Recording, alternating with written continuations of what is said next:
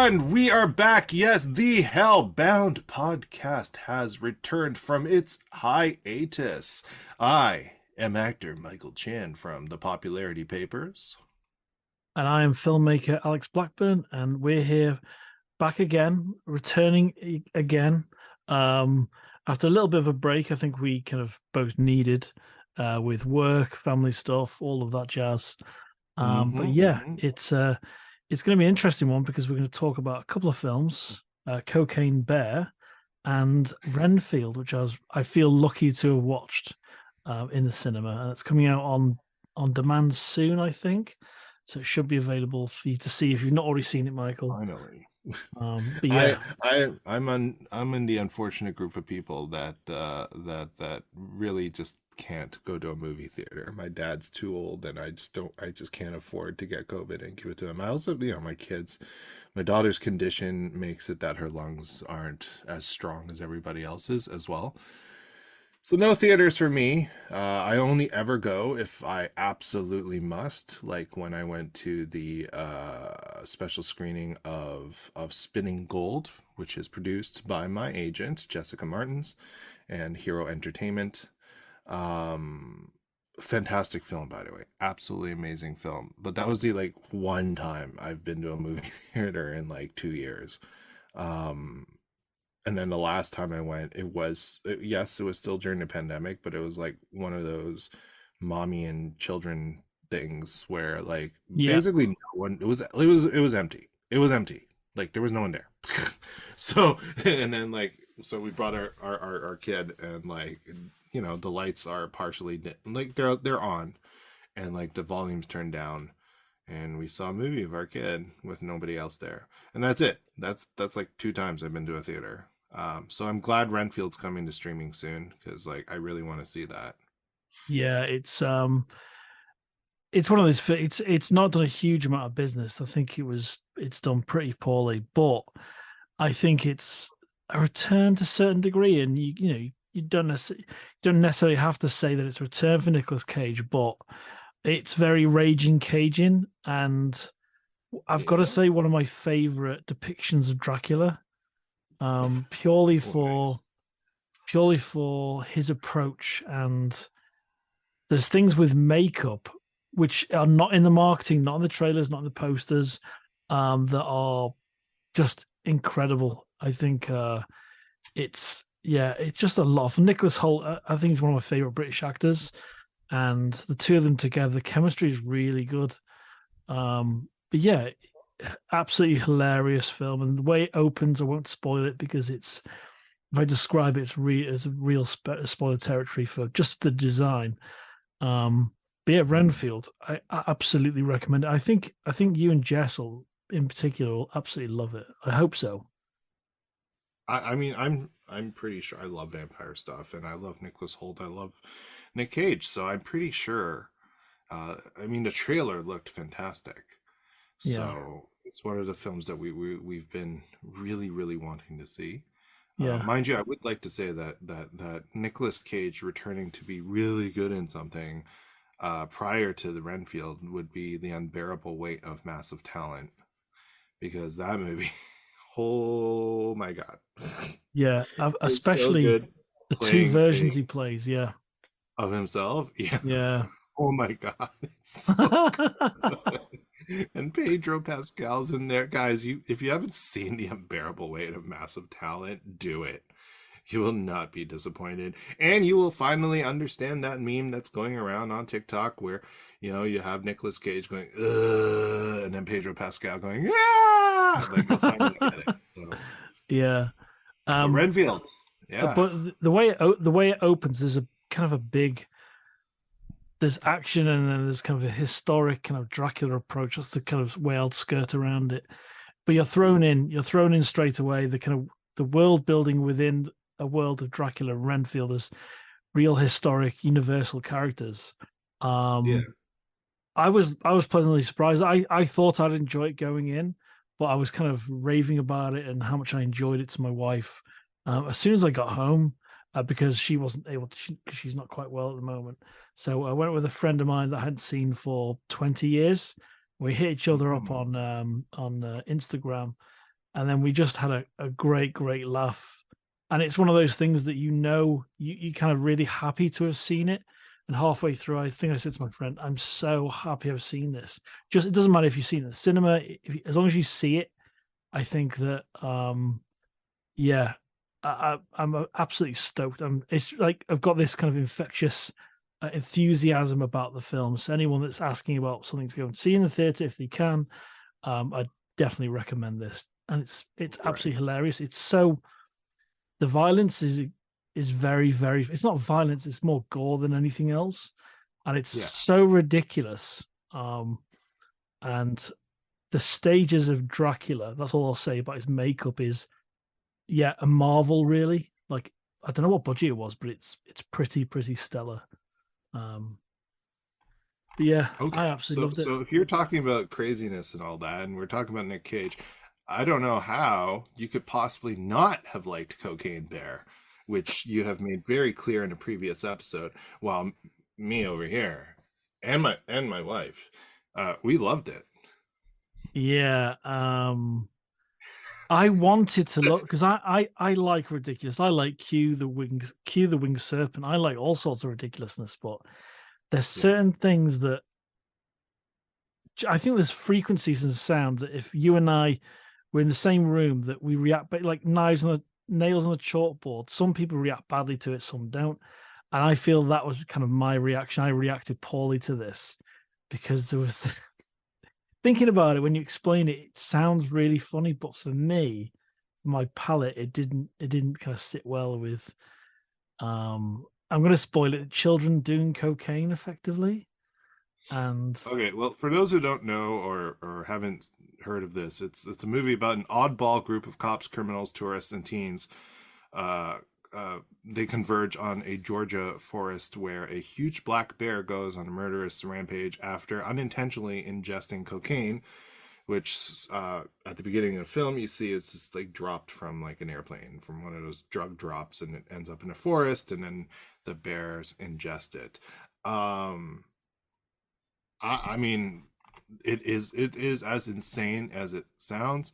It's directed by Elizabeth Banks, uh, and yes, it's that Elizabeth Banks, the actual Elizabeth Banks, and not like director Elizabeth Banks, the actor Elizabeth Banks, and it has Kerry Russell. It even has like Jesse Tyler Ferguson from like Modern Family in there, and a bunch of other actors like Ray Liotta.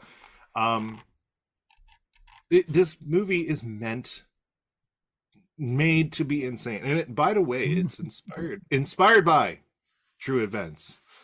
So they made. I mean, this is not what happened for real, but there was cocaine dropped into a forest, and some bears had it. But like the reality is, like we all know going in, this is supposed to be just dumb. So you're going to have, since this is like a really expensive movie, um, a very good looking movie with like plot holes galore, insanity galore, terrible acting, ridiculous CG, plot armor, like everything you could possibly think of that's dumb. This movie's gonna have, but like so like anyone who watches it should definitely like I don't know. I know you don't like it, and I love it, but like just go in with that, knowing that. Don't expect like Shakespeare. no, exactly, yeah. Like Well, don't expect an award-winning indie film. This is not. This is like just pure insanity. And if you go in after adding some recreational substance, uh do you think it's it can even be better. do you think this is not a polarizing film because it hasn't got the kind of on the themes to suggest that? Do you think that you'll either really love it or dislike it? Do you think I there's think I it don't think depends on. I mean, it depends on a lot of things like personality and yeah. your tolerance for ridiculous. Mine is That's a great pretty, that should be on the back of the Blu-ray. because seriously, like my tolerance is really high Yeah. for insanity, because like I'm a dork in real life, and my life, is super stressful. So this level of just pure chaos, which is what this is. It's absolute pure multi-million dollar chaos, which is great. I'm in like I love seeing production companies throw millions of dollars, not tens of thousands, not hundreds of thousands, because those are low budget indies, and that chaos is its own thing. It's Yeah. beautiful. But this is on another level when a studio throws this many millions to make it look this good, only to have it be like a train wreck that I really enjoy staring at. Yeah, yeah. A train wreck on steroids or on coke. Very, Sounds very about right. much. But I don't know. I mean, this movie has done well enough and has enough fans that I think they're going to explore other similar animal on drugs movies, if I've Yeah, heard right. this is a So great it's not Cocaine subgenre. Bear Yeah. 2. I think it's something meth alligator. I don't know. There's been a lot of talk about essentially more of this. So I mean, Wow. it has worked. Did it do great business? It has done great business. Yes. Wow. I did I'm enjoy trying to seeing, find I know it's a really tiny role, Matthew Rhys appear at the beginning, the in the plane. Oh yes, you're right. Yes, Really enjoy. I was just found him on IMDb, and dude. I'm a big fan of Isaiah Whitlock Jr. as well. I think that's him. Yeah, from he was amazing in The Wire. Um, Oh yeah. Dude, but dude. cast is $35 million. that's what the budget was, Oh yeah. and what was the kind of Worldwide gross yeah. 87,102,510. They made money. Wow, that's Yep. amazing. Who's Jesse Tyler Ferguson in the film? Because I know him from Modern Family. He's the guy with like the mustache and like the plaid shirt and the Yes, bandana around his neck. yes. I've got to say the effects and where the budget went.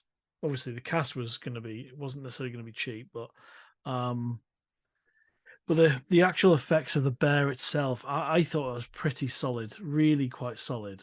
It was solid, yeah. Yeah, and I did enjoy the scene with the ambulance.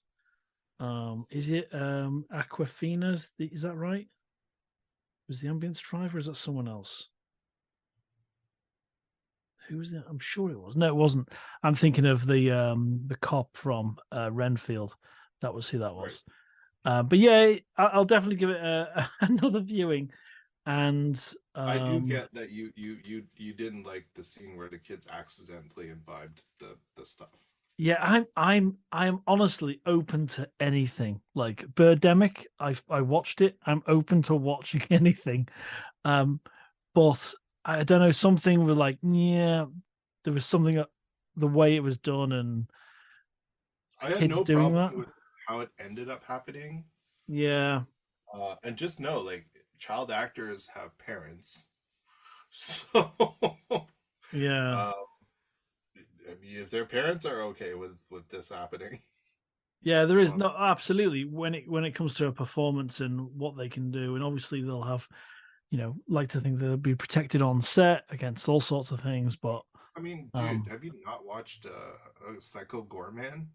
yeah, yeah, Okay, that little girl, who's probably not a little girl anymore, but that little girl, when she did that movie, was bonkers. yeah, Like that is adult R-rated level performance, and I'm not talking about sex. I'm talking about like the swearing, the gore, everything. yeah. This is a little kid.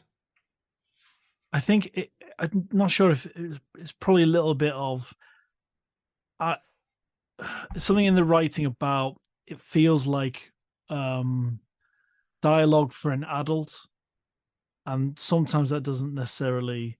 I'm not saying you have to be Elliot from ET or anything, but it just I don't know. It kind of jar with me a little bit. Really? Have you seen Yeah. what's his name? Manny? that kid from, again, probably not a kid anymore, from Modern Family.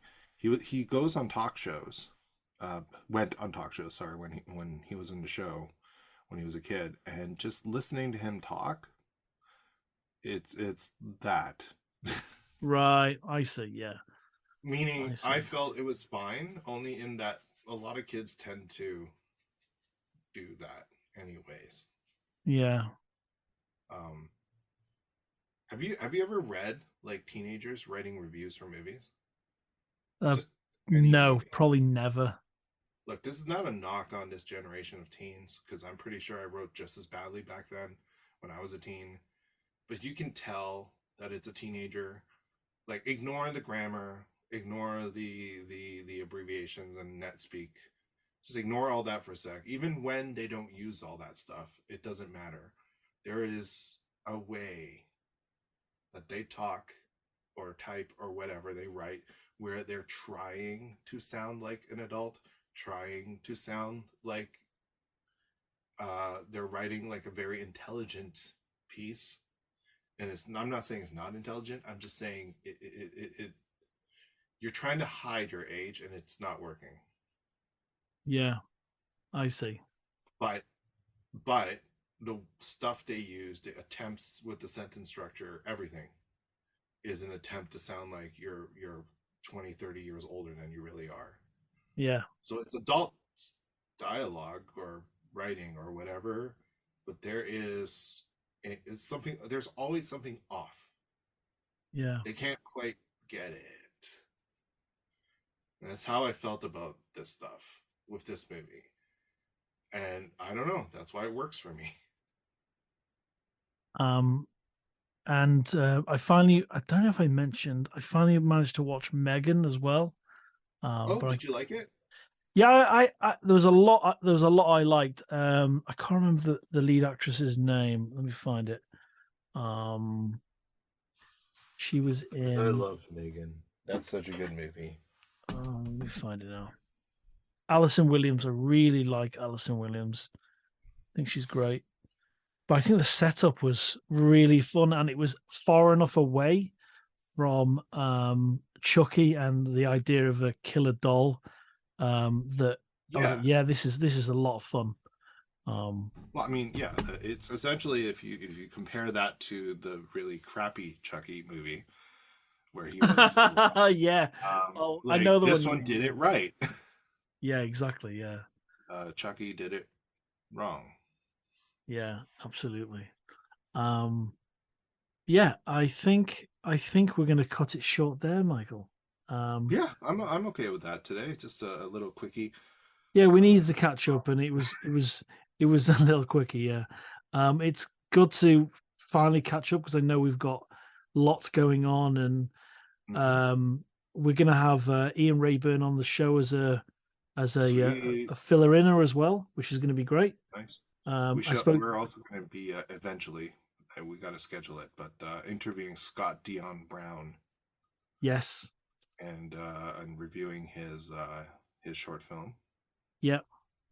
Okay. Um, Scott Down Brown. but Okay, yeah, that sounds great. before we leave, I did mention this right at the start, something that I haven't said in previous episodes, which is I am from the TV show Popularity Papers, and that's because something I've been holding on for a long time now is that I am one of the leads in the TV show Popularity Papers, which is airing in Canada right now every Monday at 6 p.m. Eastern Time on YTV. That's on cable, and also Stack TV, which is on Amazon Prime. It's a subscription package on Amazon Prime that gets you like live TV from multiple channels in Canada, as well as on-demand stuff. So, like, if you're in Canada right now and you have Stack TV, yeah, like our episodes are on demand after they air, like a day after they air, so you can catch up on Popularity Papers. It's not horror. It's a kid show. It's a family show.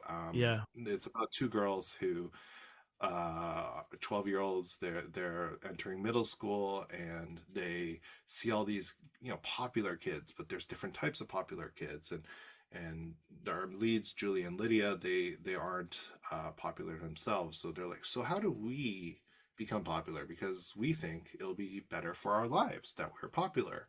And so they employ the scientific method, which they're taught at school on their first day, and start doing social experiments to discover what makes people popular. So every episode's a different experiment, and the whole point of all of this is, as a show, the overall message is that popularity is a myth, right? So what you're actually watching through the show is that these two girls, by doing all this stuff, get out there and start really kind of figuring themselves out, finding out who they really are, and then become more and more authentic instead of just trying to put on a mask and be popular. Because really, in reality, popularity is a myth. So it's a nice thing to see. Now I play Julia's one of Julia's dads, because she's adopted by a gay couple, and so yeah, it's a really, we play a really really sweet family, and yeah, it's amazing. I've got to say, I've been watching the clips you've been kind of forwarding to or posting on Facebook and Instagram, and it looks like I can only, as a filmmaker, when you see behind the scenes of a production happening, you kind of get a vibe of how fun it must have been. And before you go, and I just wanted to ask you, it must have been an absolute blast working with that cast, because there was a scene where you're going camping and you're Yes. near a cave. I swear I Yeah. recognize that cave from something else as well. But yeah, it must have been an absolute blast with this cast, right? It was. The whole cast, the whole crew, everyone. This is legitimately the most positive and fun set I've ever been on. We also are very, very happy with the diversity and inclusion, both in front of and behind the camera. We actually are one of the rare productions where the makeup of our entire team is very, very, very diverse, and also very representative of the communities that we live in, Yeah. which is a big deal. Plus, because we have Asian leads, as well as many other diversities represented, we actually have a diverse writing room as well. Um, Okay. so like, it's been great, and everyone's lovely. Um, Working with kids, it's new for me, but it's something I've being on a kid show is something I've wanted to do forever.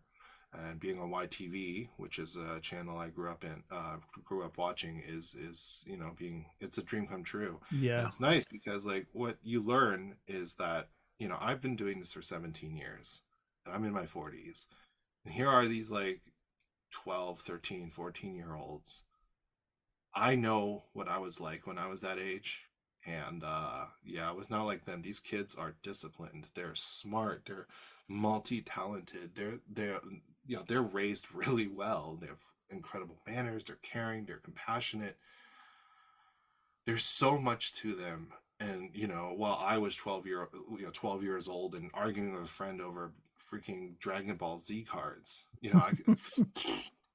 and well, these kids are like dancers, acrobats, singers.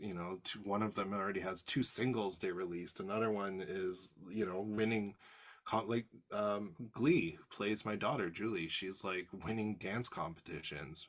She's like, and she's like a prolific voice actor. She's on Thomas the Tank Engine. So like, Wow. I like how I don't know how they do this, but that's why as a veteran of this industry, as someone who's done this a long time, to be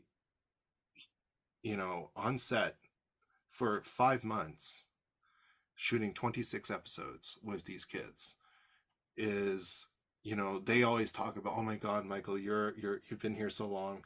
Chris Jacko, who plays my husband, you've been here for 20 years. You two, we all look up to you, and the two of us are like, no, no, you kids don't understand. We're learning from you. Yeah.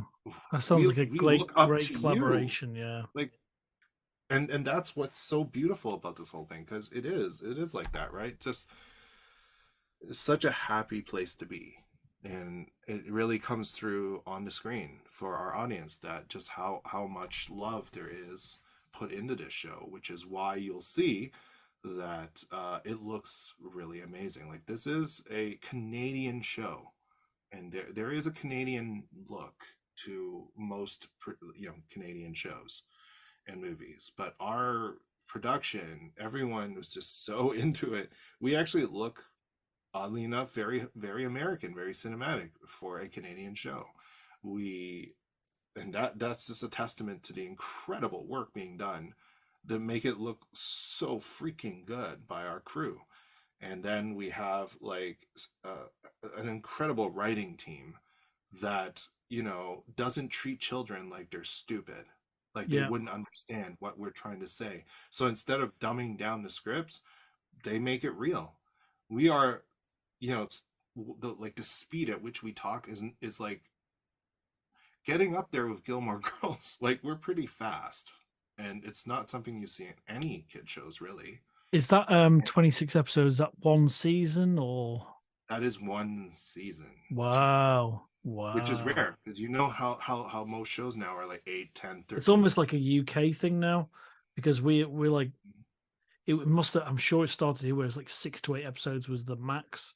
And what you Mhm. had like the West Wing or a massive show that every show was 22, 24 episodes. So it's Mhm. really interesting. Are they and how long are each episode? 30 minutes. Wow, man, that's a lot of filming as well. But no, congrats on that. Thank We'll you. we'll post a link in the. What we'll Absolutely. do whilst the show is on, we'll continue to post the link to it in the podcast so you can get more information there. Yeah. And if yeah, congrats on that, Mike. It's fantastic. I Um, didn't say my character name. My character is Alex Chang. well, best name, the best name. Yeah. Yeah. And if you remember, I cosplayed myself last year at a convention as a joke, which is why I had a name tag that says, "Hi, my name is Alex." That's so it's It's inside a baseball, and I love it. it's a Absolutely. meta. It's a very meta Yeah, uh, cosplay, but no one, like, people are like, "Who are you? Why?" I'm like, "Oh, I love this book series," which is yeah. what my show's based on. The fact that And you they're can like, "Oh, that's cosplay as cool." yourself in multiple shows now is pretty stellar. Oh my god, yeah. I actually can cosplay as myself.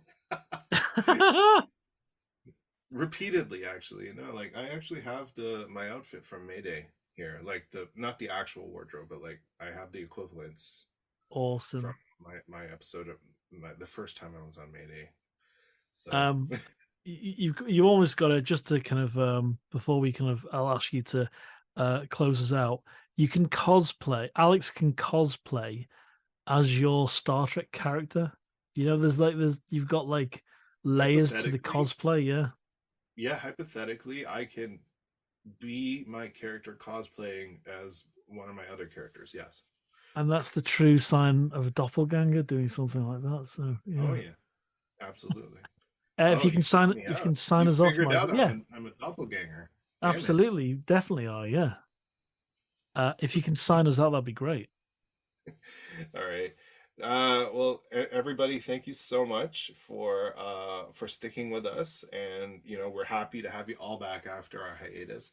If you love what you're listening to, we have more online for you to see. We have social media. We're on Instagram as the Hellbound Podcast. We would love to feature your horror stuff, like, I don't know, cosplay, art, music, whatever you want. If you want to be featured on our Instagram, please send us a private message. Again, that's at the Hellbound Podcast. And as always, don't forget to like and subscribe to us on your podcast platforms and on social media. So, thank you so much for listening, and harness to darkness.